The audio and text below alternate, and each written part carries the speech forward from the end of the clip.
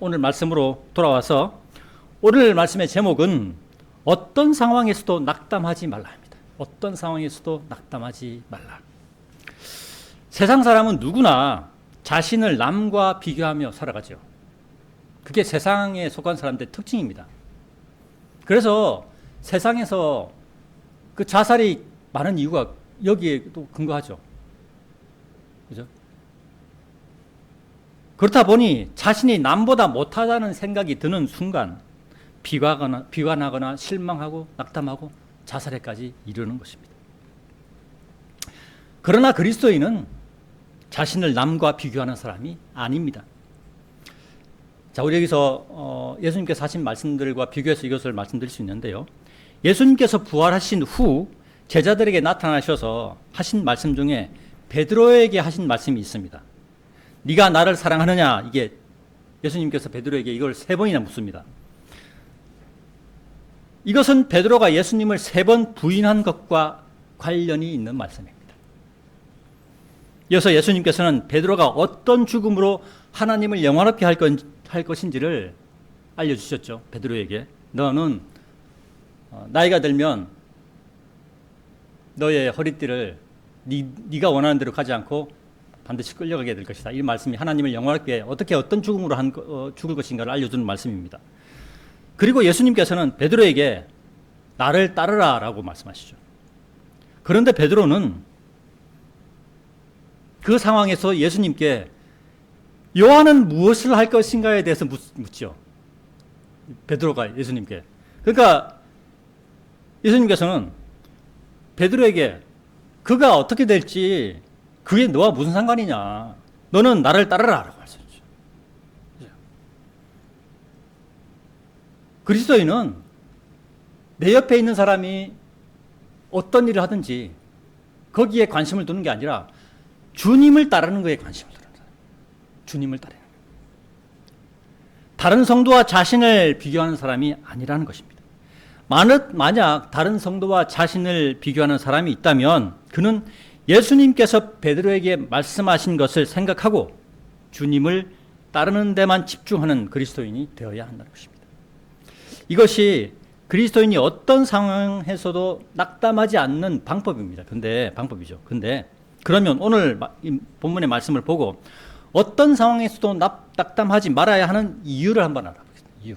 왜 우리가 낙담하지 말아야 하는가? 오늘 말씀 제목 어떤 상황에서도 낙담하지 말라. 첫 번째로 육체는 낡아지지만 영은 날마다 새롭게 된다에 대해서 말씀드리겠습니다. 본문 4장 16절을 다시 보겠습니다. 그 까닭에 우리가 낙담하지 아니하노라. 오히려 우리의 겉사람은 낡아지나 그럼에도 속사람은 날마다 새롭게 되는도다. 본문 16절의 이 겉사람은 사람의 육체를 얘기합니다. 사람의 육체. 젊은 사람들은 육체가 낡아지는 것에 대해서 심각하게 받아들이지 않을 가능성이 매우 큽니다. 왜냐하면 제가 젊을 때 그렇게 생각했습니다. 젊을 때 그렇게 생각했었습니다. 육체가 낡아진다는 말은 육체의 모든 기능이 조금씩 둔화되고 굳어져 가는 것을 의미합니다. 요즘 제 눈에 많이 들어오는 그 모습은 길거리를 지나다니다 보면 제 눈에 많이 들어오는 모습은 뭐냐면 아이들이 뛰어노는 모습과 노인들이 걸어가는 모습입니다. 요즘 날씨가 어떻습니까? 그늘에서는 굉장히 후덥지근하죠. 그늘에 있으면 시원해야 되는데 시원하지가 않아요. 후덥지근합니다. 그리고 햇볕에 나가면 굉장히 따갑습니다. 이런 날씨에도 어린아이들은 땀을 흘리면서 활발하게 뛰어놀더라고요. 육체가 아직 낡아지기 전이라는 거죠. 그죠? 육체가 아직 싱싱하다는 겁니다. 그러나 노인분들은 어떻습니까? 뒤에서 딱 보면 걷는 것 자체가 힘들어 보여요. 걷는 것 자체가. 그들도 어린아이였을 때가 있었을 텐데 언제 노인이 되었나 싶을 것입니다. 제가 젊었을 때 시간의 속도에 대해서 또 그 이후에도 얘기를 들었는데 나이마다 다르게 흘러간다는 말 들은 적이 있습니다. 아마 여러분들도 다 들어보셨을 것입니다. 10대는 10km, 20대는 20km, 30대는 30km, 40대는 40km, 50대는 50km, 70대는 70km, 80대는 80km입니다. 속도가 10km하고 80km하고 차이 보면 엄청난 차이 나죠. 그죠? 그 정도로 젊음이 있는 사람은 시간이 안 간다고 느껴지는 거예요.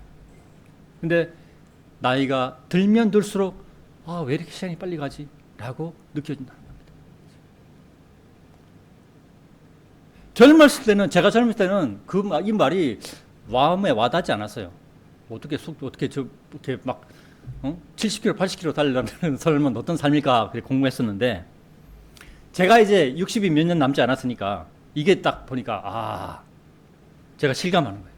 물론 이제 여기 저보다 나이가 많으신 분들도 계신데 염치불구하고 말씀드립니다. 이게 일을 하는 게 확실히 틀려요. 40대, 50대, 그리고 60대 다 돼가는 이 시점에서 일을 하는 것 자체가 틀려요. 사람이 이렇게 변해가는구나.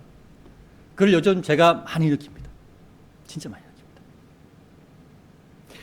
사람의 육체는 이와 같이 다 낡아지는 것입니다. 다 낡아지는 거예요.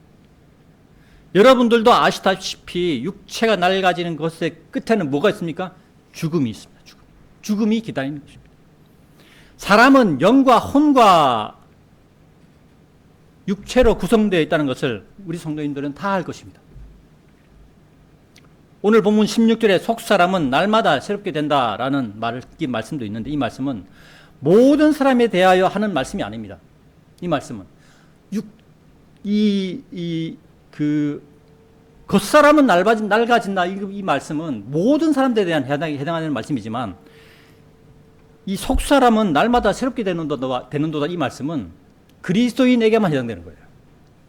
세상 사람에게는 이 말씀이 해당되지 않습니다.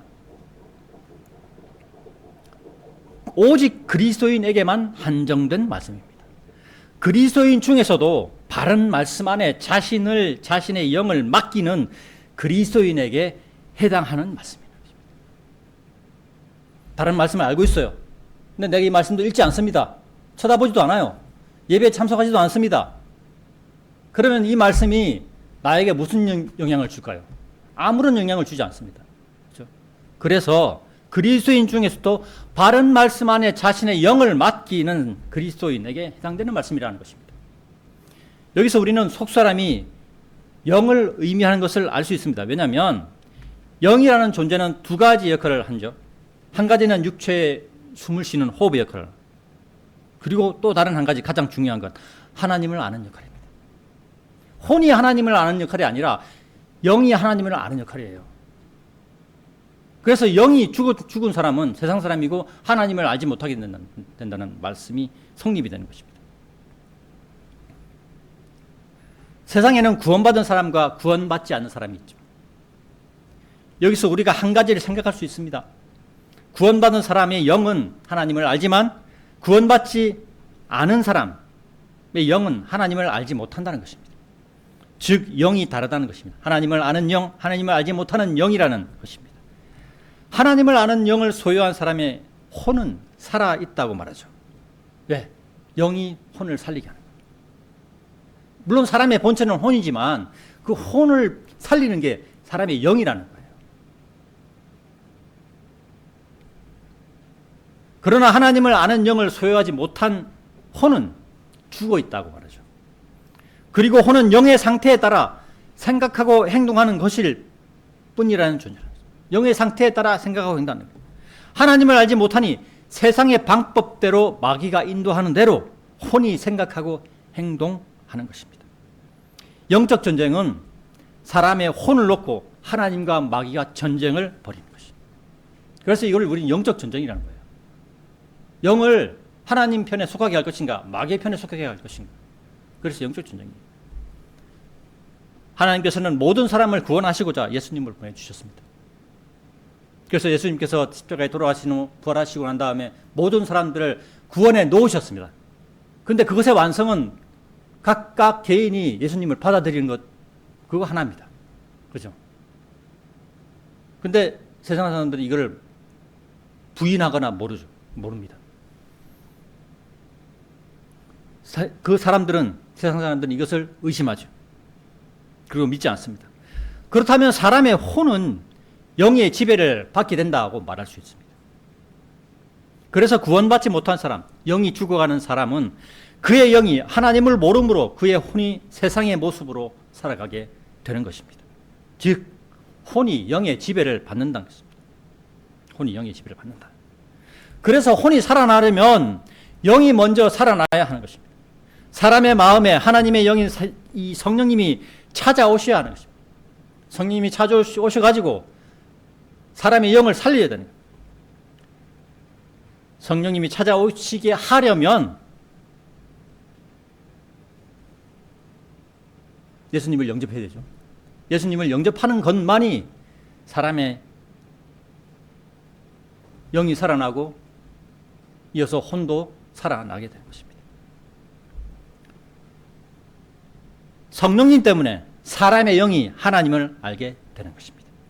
사람의 영이 살아나면 사람의 혼이 죄에서 벗어남으로 혼이 구원받게 되는 것입니다. 그리고 교회 시대에 한 번 구원은 영원한 것이므로 구원의 확신 속에서 살아갈 수 있는 것입니다.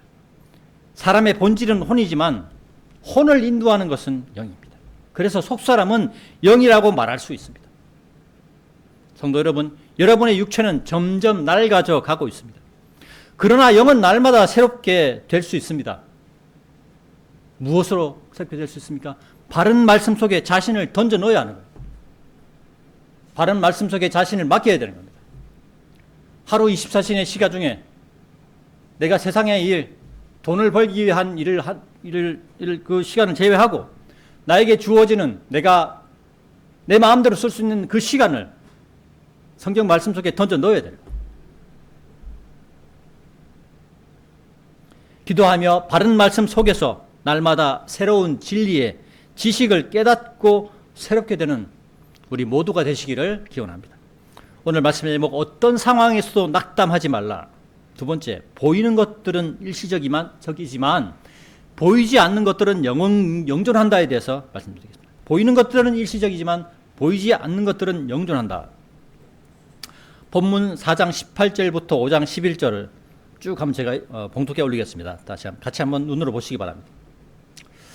반면에 우리는 보이는 것들을 바라보지 아니하고 오히려 보이지 않는 것들을 바라보느니라. 이는 보이는 것들은 일시적이지만 보이지 않는 것들은 영존하기 때문이라. 이는 만일 땅에 속한 우리의 이 장막집이 분해된다 해도 우리가 하나님께 속한 한 건물 곧 사람들의 손으로 지어지지 아니하고 하늘들에 영존하는 한 집을 갖고 있음을 우리가 알기 때문이라. 이는 이 장막 안에서 우리가 하늘로부터 내려오는 우리의 집으로 옷 입혀지기를 열렬하게 갈망하며 신음하기 때문이라. 만일 우리가 그렇게 옷 입혀진다면 우리는 벌거벗은 채 발견되지 아니하리라. 이는 이 장막 안에 있는 우리가 짐에 짓눌린 채 신음하고 있기 때문이라. 우리가 옷이 벗겨지기를 바라는 것이 아니요 옷 입혀지기를 바라는 것이니 죽을 운명이 생명에 의하여 다 삼켜지게 하려 함이라. 이제 바로 이 일을 위해 우리를 조성하신 그분은 하나님이시니 그분께서는 또한 우리에게 성령의 보증을 주셨도다.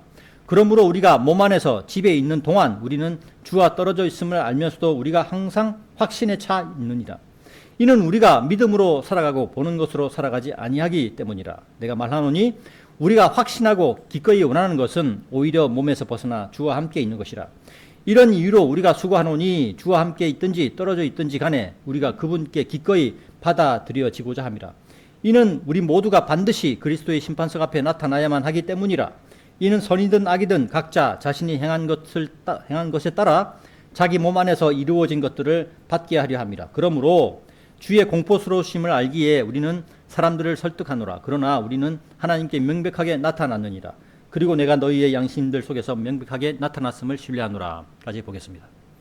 4장 18절의 말씀에서 우리는 중요한 부분을 알 수 있습니다. 뭐가 중요하냐면 사람의 눈에 보이는 것들을 바라보지 않고 오히려 사람의 눈에 보이지 않는 것들을 바라보노라, 이 말씀입니다. 자, 그러면 사람의 눈에 보이는 것들을 바라보지 않는다는 이 말은 우리의 눈에 보이지 않는 것들은 중요하게 생각하지 않는다는 거예요. 근데 세상 사람들은 어떻습니까? 우리의 사람의 눈에 보이는 것들 되게 중요하게 생각하죠. 그죠? 그런 것 때문에 그것을 이루기 위해서 대표적인 것이 물질이죠. 물질과 돈이죠. 돈을 많이 쌓아놓기 위해서 온갖 방법을 다 동원합니다. 그죠? 저는 요즘 우리나라 정치에서 지금 이제 정치가 경제에 손을 대가지고 주식을 하라고 부추기는 대통령이 있죠. 예? 자신은 내가 언제 주식을 하라 했냐 이렇게 얘기를 하지만 이게 주식을 할 수 있도록 그렇게 밑에 정책실장이 다 판을 깔았잖아요. 그죠? 그런 상황입니다. 근데 우리가 그 상황을 보면서 생각해야 될 게 뭐냐면 세상이 그렇다는 거지. 세상은 그렇게 흘러간다는 거예요. 네? 많은 사람이 빚을 내가지고 주식이 잘 되는 줄 알고 돈을 집어넣습니다. ETF 단일 종목 이렇게 해가지고. 근데 이상하지요. 삼성전자 하이닉스는 돈을 잘 벌고 있는데 오히려 그 주식은 떨어지고 있어요. 그죠?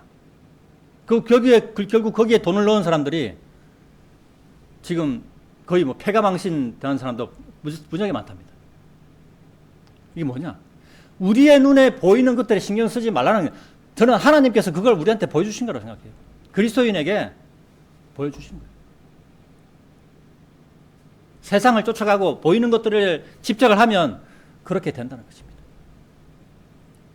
우리는 우리에게 있는 것들로 만족하는 그러한 삶을 살아가야 하는 것입니다.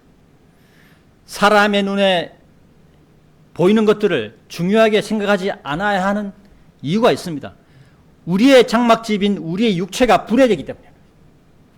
만약에 우리가 죽지 않고 영원히 산다면 그것에 집착을 해야 되죠. 왜냐하면 그것이 우리가 살아가는 목적이기 때문입니다. 하지만 우리의 육체, 우리의 장막집은 5장 1절에서 분해된다고 얘기하잖아요. 분해되는 게 뭡니까? 이 사람이 딱 이렇게 그 무덤에 딱 묻히면 그 무덤에 묻힌 거를 나중에 이제 열어보면 거의 대부분이 뼈만 남거나 뼈도 없어진 그런 경우도 보입니다. 그죠? 다 분해됐기 때문에. 흙으로 다 분해돼서 나갔습니다. 육체가 죽으면 육체 속에 있던 눈에 보이는 것들은 더 이상 의미가 없게 됩니다. 육체가 살아있을 때 열심히 모아두었던 물질은 아무런 의미가 없는 것이 됩니다. 나하고는 상관이 없습니다. 내가 벌었지만 나하고는 상관이 없는 것이 되기 때문입니다. 나와는 아무런 상관도 없는 것이 되기 때문입니다. 그리스도인은 그리스도인의 장막집인 육체가 죽어 분해되더라도 하나님께서 계시는 곳인 셋째 하늘에 영존하는 한 집이 있다고 말씀합니다. 우리의 집이, 여러분들의 집이 지금 하늘나라에 다 있다는 거예요. 그리고 하늘로부터 내려오는 우리의 집으로 옷 입혀지기를 갈망하며 신음한다는 이 말씀은 사람의 구성이 영과 혼과 육체로 만들어져 있는데 영과 혼은 있지만 육체는 죽어서 분해되기 때문에 그러면 새로운 육체를 입어야 하죠. 그죠? 이 새로운 육체가 예수님께서 입으셨던 육체입니다. 여기서 누가복음 24장 39절의 말씀을 한번 찾아보겠습니다. 누가복음 24장 39절입니다. 예수님께서 제자들에게 부활하신 후 자신의 모습을 보여주면서 하신 말씀이죠.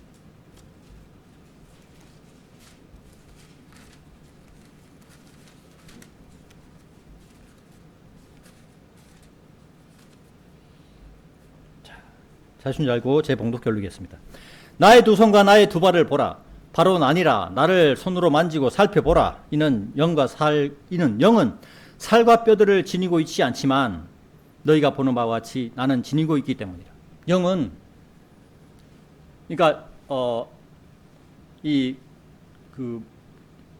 살과 뼈가 없는 그 어떤 존재라고 해야 돼요. 그러니까 이렇게 지나가면 다 스치는 존재라고 해야 되나? 하여튼 그런 만질 수 있는 존재가 아니라는 거죠. 그런데 예수님께서는 자신을 향하여 살과 뼈가 있는 존재라고 얘기합니다. 누가복음 24장 39절에서 피와 관련된 말씀이 없는 것으로 보아서 태초의 사람인 아담은 살과 뼈들로만 만들어졌음을 우리는 이해할 수 있습니다. 성경은 사람이 죽는 이유를 죄 때문이라고 말씀하죠. 그리고 사람이 일생 동안 겪는 질병은 100% 피와 관련된 질병이고 피와 관련된 질병으로 사람은 죽게 됩니다. 결국 사람의 죄와 사람의 피는 깊은 관련이 있는 것입니다. 하지만 성경은 히브리서 4장 15절에서 예수님께서는 죄가 없는 분이라고 말씀하셨습니다. 죄가 없는 분께서 자신의 죄 없는 피를 내어주시고 죄 있는 사람을 구원해 놓으신 것입니다. 그래서 누구든지 예수님을 받아들이면 그 사람도 구원에 이르는 것입니다. 예수님께서 입으신 육체는 피가 없는 육체로서 살과 뼈들만 있는 육체였습니다. 우리는 우리의 육체가 살아있는 동안 예수님께서 공중으로 재림하셔서 우리의 죄 있는 육체가 예수님의 몸과 같이 변화하기를 갈망하며 신음합니다. 왜냐하면 고생들을 하죠. 각자의 삶에서. 스트레스 안 받는 사람이 있습니까 혹시? 내가 세상에 일을 하면서 돈을 벌기 위해서 이렇게 살아가는데 스트레스 안 받는 사람이 있습니까? 모든 사람이 스트레스를 받아요. 그죠? 그럼 그 스트레스의 끝은 무엇입니까? 스트레스를 너무 심하게 받아도 나중에 죽게 되죠. 그죠?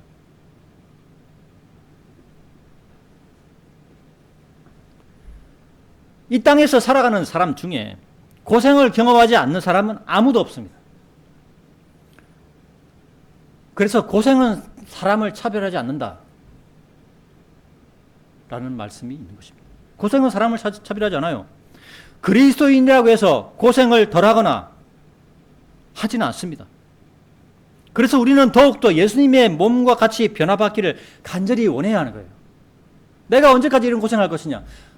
세상 사람들이 그렇게 얘기하죠. 내가 열심히 버는 이유가 나중에 나이 들어서 고생하지 않으려고. 세상 사람들은 거기까지입니다. 근데 우리는, 그리스도인은 그 너머를 보는 거죠. 성경에서 그렇게 말씀하시니까 성경의 말씀을 따라서 우리는 그렇게 그 너머를 보는 거예요. 예수님을 영접하지 않은 사람에게는 아무런 희망도 목표도 없고 고생과 그리고 영원한 고통만이 있을 뿐입니다. 그렇죠? 육체의 죽음을 맛보지 않고 육체가 변화되는 것 또한 교회 시대의 그 마지막 때를 살아가는 그리스도인에게 주어진 하나님의 은혜입니다. 우리는 이 목표를 향하여 살아가는 거잖아요. 그죠? 우리가 말씀을 읽고 기도를 하고 복음을 전파하는 것은 성령님이 우리와 함께 있음을 나타내는 성령의 보증입니다. 내가 하는 게 아니에요. 내 속에 들어와 계신 성령님이 나를 그렇게 하도록 인도하시는 거죠. 집사님과 자매님이 이 삼촌을 왜 구원의 길로 인도하셨겠습니까? 마음에 성령님께서 이렇게 하라고 인도하시는 거예요. 그리고 그것을 따라서 우리는 할 뿐입니다. 그럼 그것을 통해서 우리가 알 수 있는 것은 성령님이 나와 함께 계시는구나. 결국은 말씀이 틀린 게 아니구나. 라는 것을 알게 된다는 거죠. 그러면서 믿음의 확신을 가지고 살게 되는 것입니다. 우리가 들림 받을 때까지 그리스도인은 이러한 일들로 인하여 확신에 찬 생활을 할 수가 있습니다. 말씀을 읽고 기도하며 묵상하며 복음을 전파하는 것은 우리가 믿음으로 살아가게 만들고 더 이상 보이는 것으로 살아가지 않도록 우리를 인도하는 것입니다. 이제 말씀을 전하고 구원받는 그리스도인, 구원받는 사람이 늘어나는 걸 딱 보면서 내 삶은 이거를 위해서 하나님께서 나를 믿음의 사람으로 인도해 주셨구나라는 걸 알게 된다는 거죠.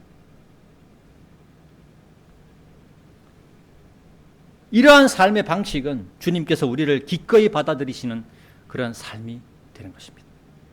누구든지 예수님을 영접하면 주님께서 우리를 받아들이시지만 거기에 더 나아가 말씀을 읽고 묵상하며 기도하며 복음을 전파하는 그러한 삶은 그리스도인에게 더 확신의 믿음을 주는 것입니다.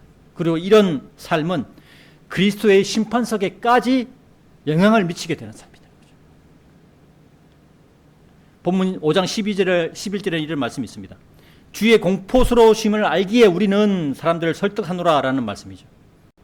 이 말씀과 관련된 성경 말씀을 한번 찾아보겠습니다. 누가복음 22장 60절과 61절을 같이 보겠습니다. 누가복음 22장 60절과 61절입니다.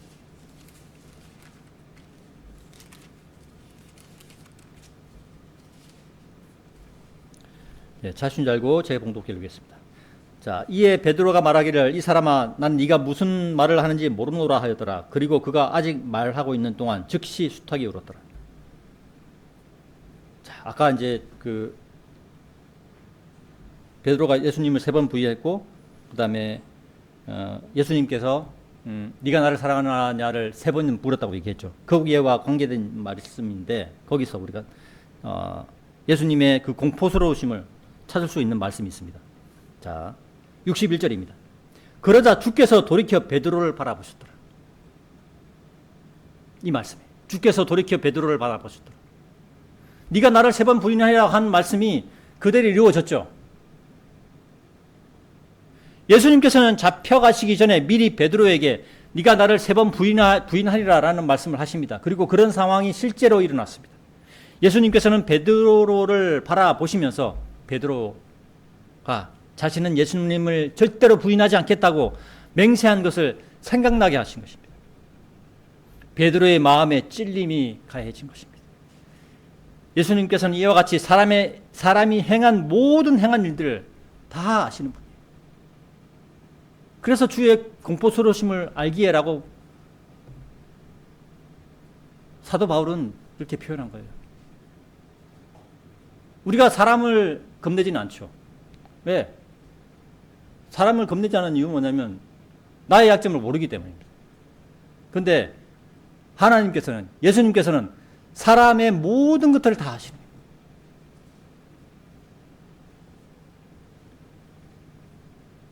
그것을 나타내는 말씀이 누가복음 22장 61절에 주께서 돌이켜 베드로를 바라보셨더라입니다. 이 말씀은 예수님의 공포스러움을 나타내는 말씀입니다. 그러므로 우리도 주의 공포스러우심을 알고 그리스도인다운 모습으로 살아가야 합니다. 구원받은 것에 만족해서 그냥 세상으로 나가 살면 나중에 주의 공포스러우심에 당황하게 될 것입니다. 보이는 것을 쫓아가는 삶이 아닌 보이지 않는 것을 추구하는 그리스도인이 되어야 하는 것입니다. 오늘 말씀 제목, 어떤 상황에서도 낙담하지 말라. 3번째, 주를 위하여 받는 고난이 영존한 영광의 중량을 이룬다에 대해서 말씀드리겠습니다. 주를 위하여 받는 고난이 영존하는 영광의 중량을 이룬다. 본문 4장 17절 보겠습니다.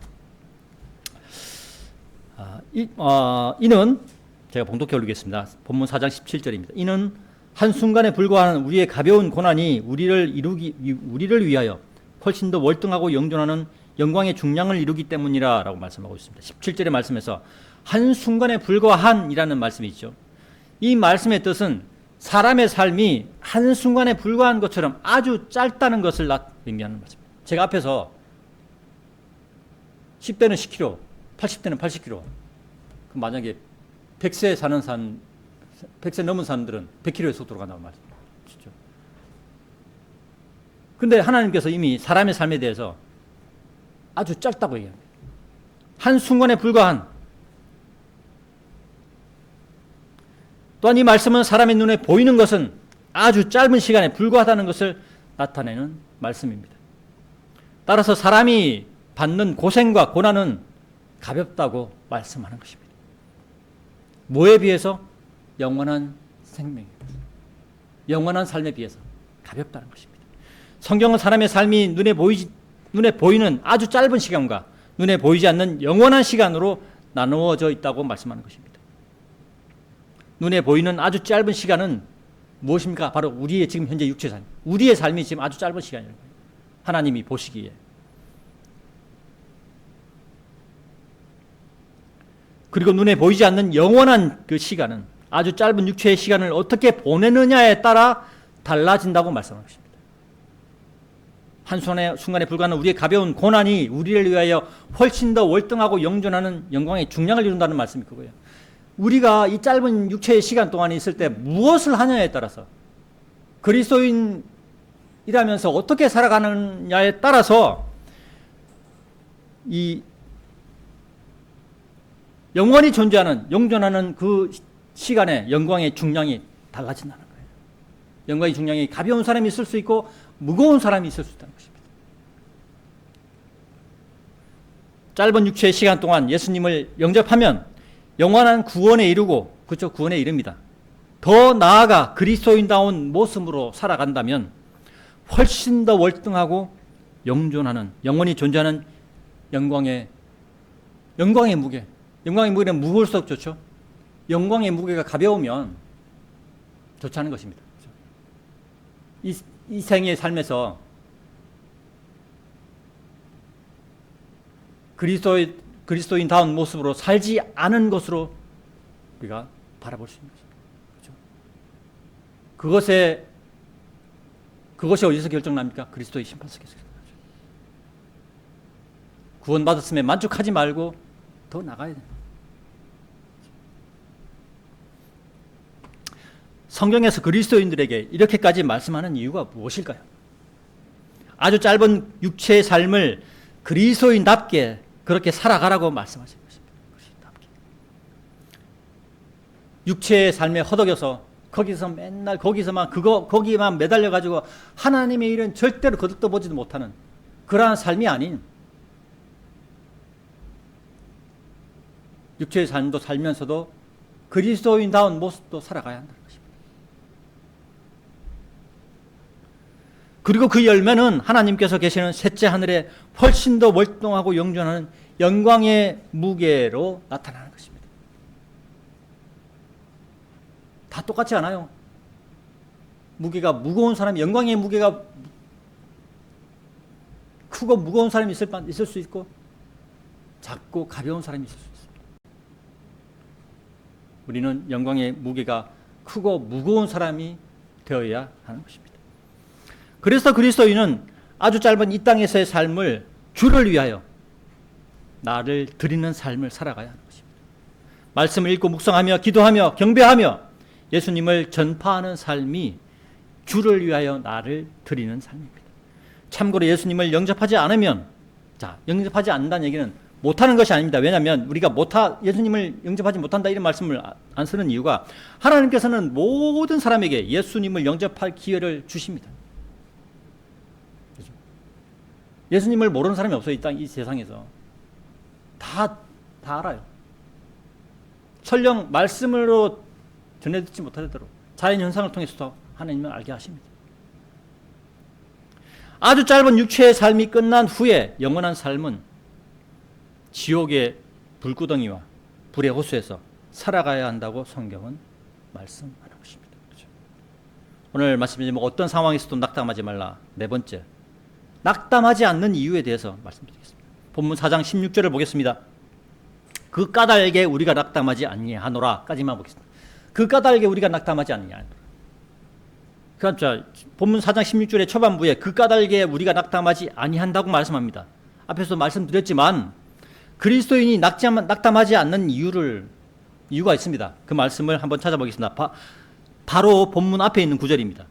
고린도후서 4장 14절과 15절입니다. 한 장만 넘기시면 4장 14절이죠.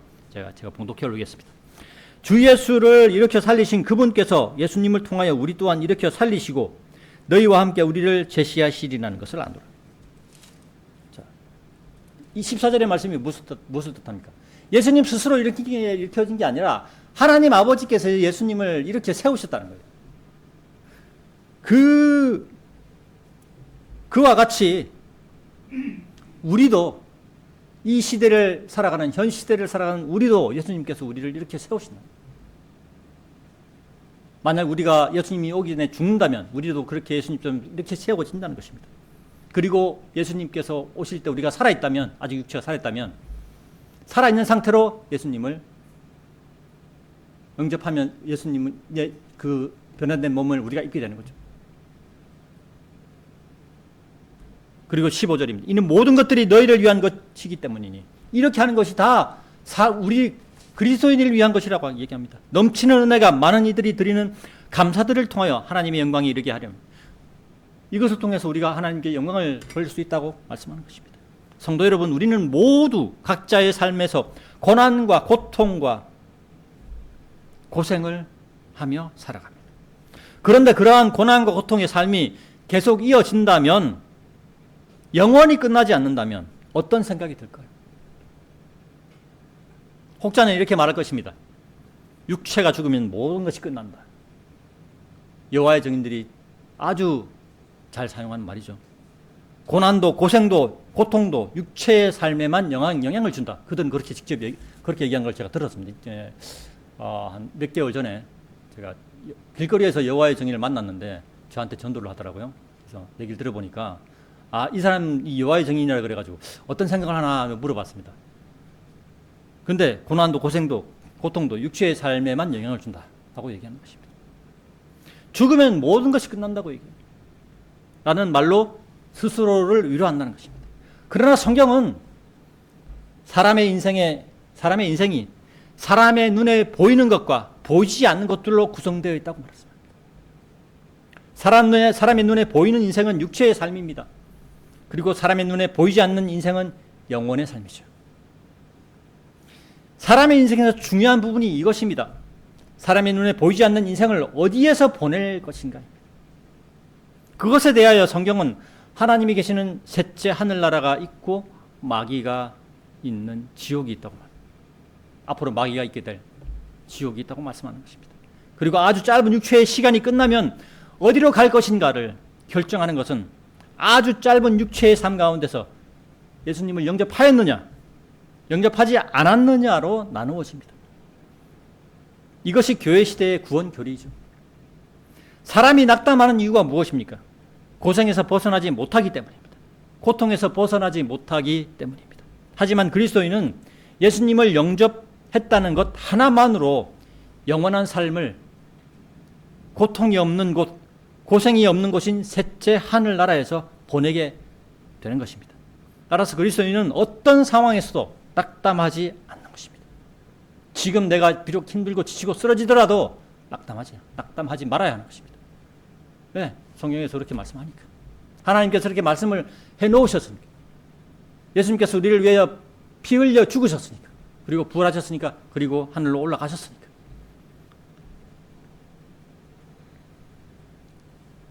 지금은 세상 사람들보다 물질이 부족하거나 고생을 더 할 수 있습니다. 그죠? 우리보다, 여러분들보다 물질이 많은 사람이, 세상 사람들이 부지기수로 많아요. 대표적으로 우리나라의 그 제일 첫 번째 기업 그룹, 삼성이죠.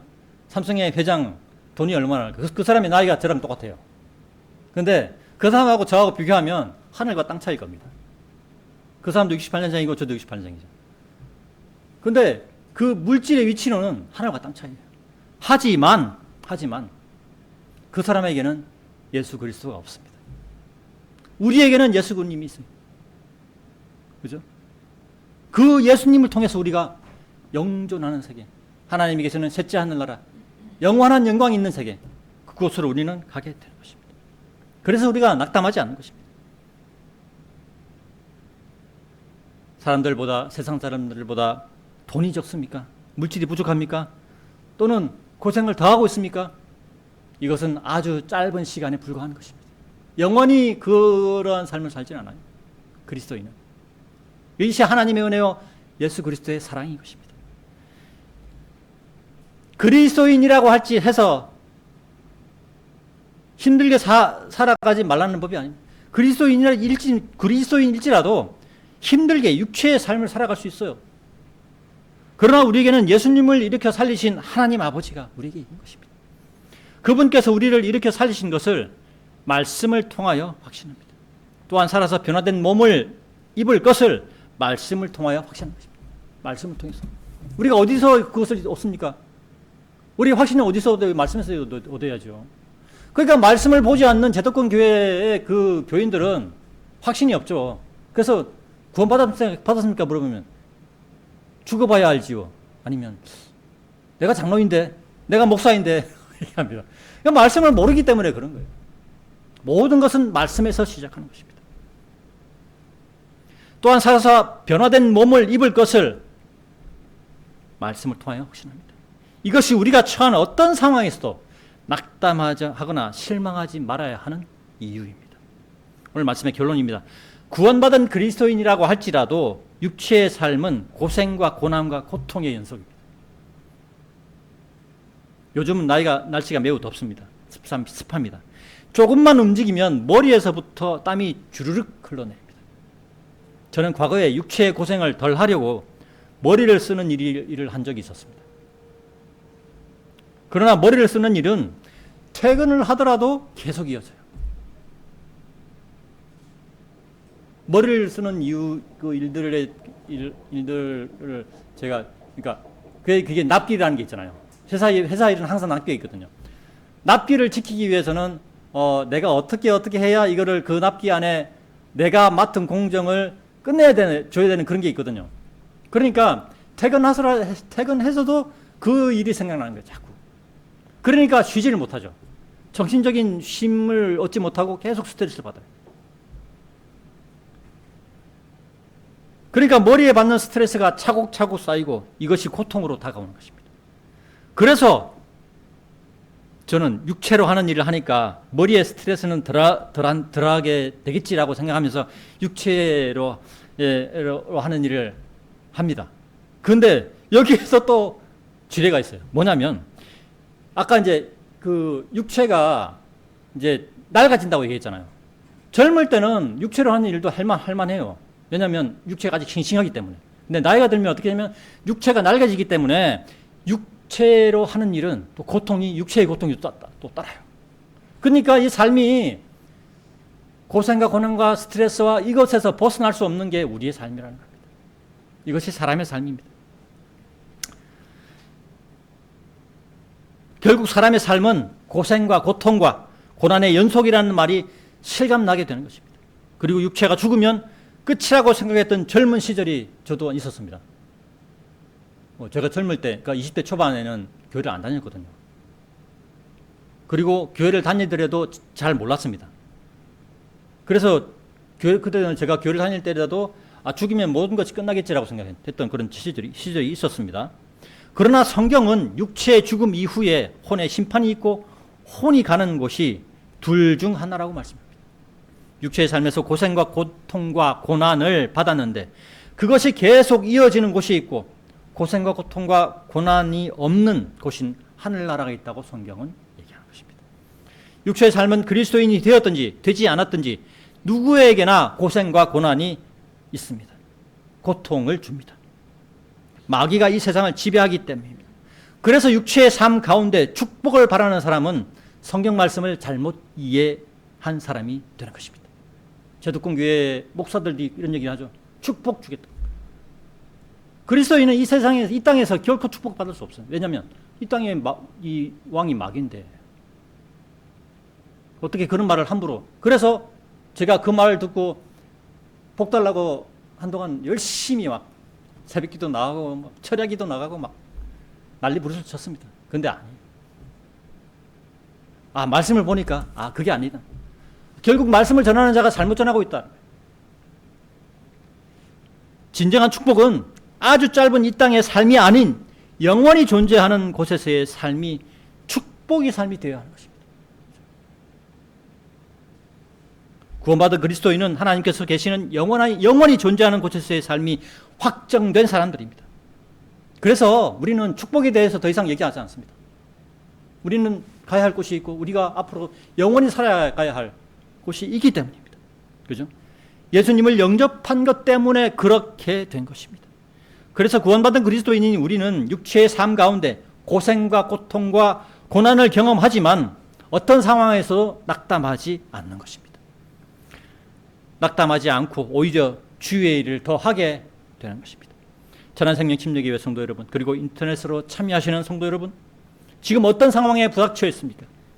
말씀을 읽고 주님께 기도하며 낙담하지 않고 그것을 이겨내고 하늘나라에서의 영원한 삶을 바라보며 기대하며 각자에게 주어진 육체의 삶을 살아가시기를 간절히 기원합니다. 이상으로 2026년 8월 2일 주일 오전 설교를 마치도록 하겠습니다.